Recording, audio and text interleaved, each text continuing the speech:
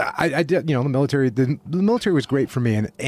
But again, you were born for this. I mean, this is like something you were drawn to, like a magnet to metal filings. Yeah. You know? No, I was drawn to it, but I was still, like, when I joined, my dad said to me, you're going to hate it because you hate authority. That's what my dad said to me. I was like, okay. And, you know, but that gives you an indication as to what kind of kid I was. I was like completely out of control and didn't listen to anybody. And I was probably similar to what you were like, I'm guessing.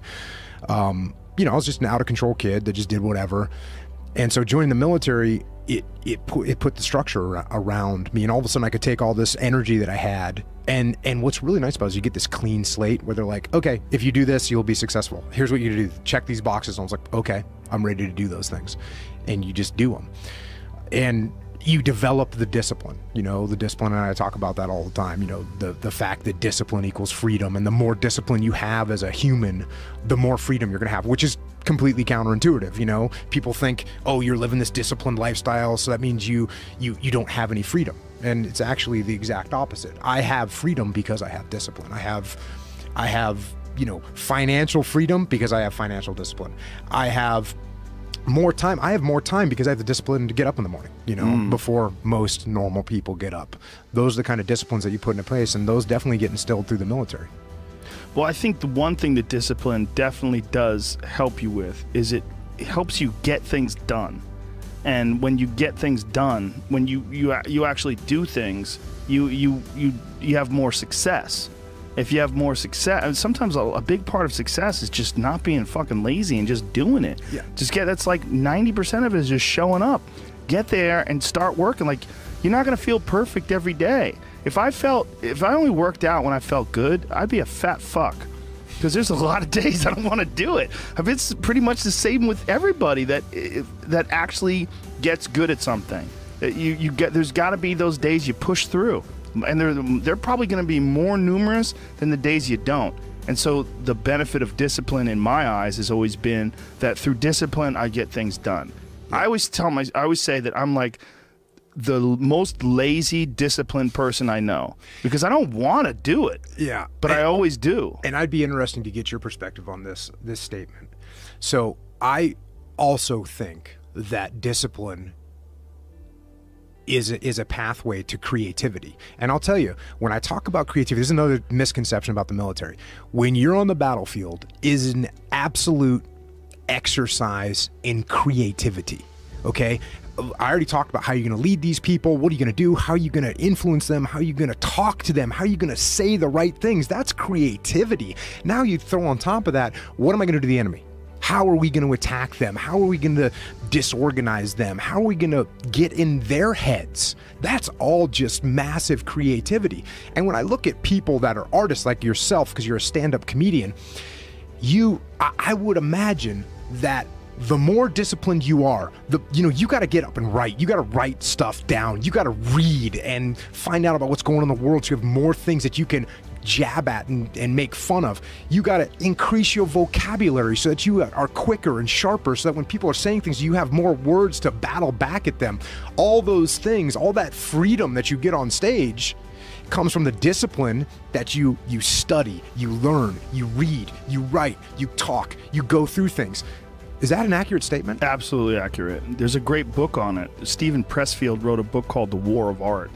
And Pressfield was essentially like a ne'er-do-well till he was like 40 years old. He was kind of a fuck-up. And then figured it out. Somewhere along the line, figured it out.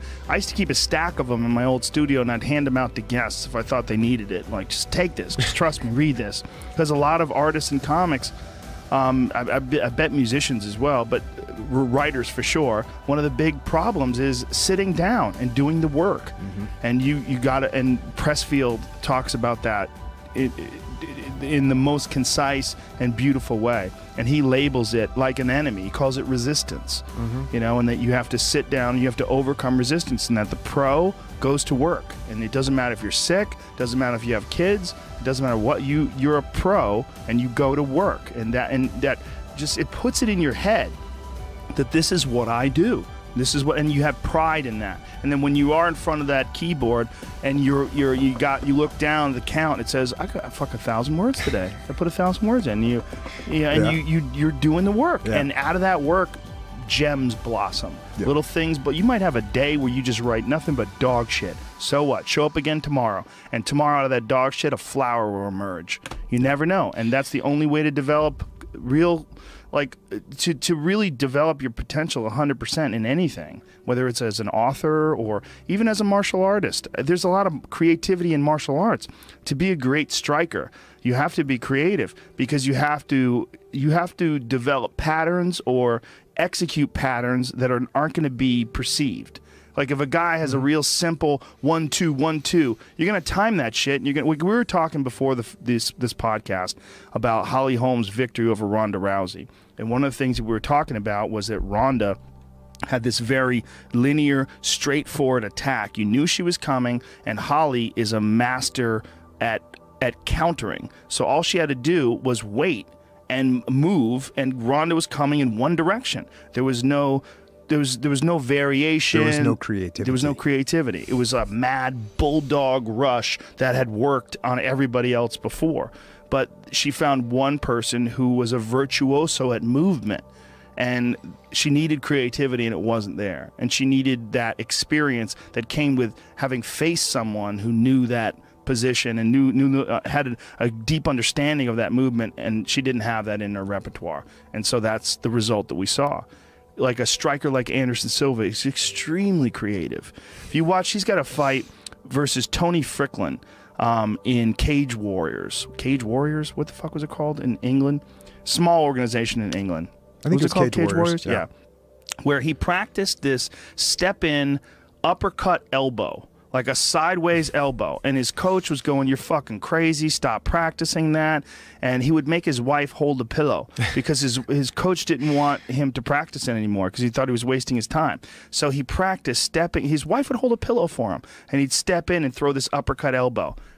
That's what he knocked out Ficklin with. Yeah. And he obviously, Ficklin was outclassed in that fight, but he wanted to make a point. And like the front kick that he landed in the face of Vitor Belfort, Vitor never saw that shit coming because nobody had done that to him before. Because nobody had done that in the history of the UFC. Nobody had ever knocked anybody out with the first kick you learn in martial arts. But the creativity to try something like that. He would throw punches to your thigh from standing. He would throw a jab to your thigh. He would throw a crescent kick, an inside crescent kick to your face. Like, what the fuck? It was part of what made him such an effective striker, is that he threw these things that you just didn't expect him to do.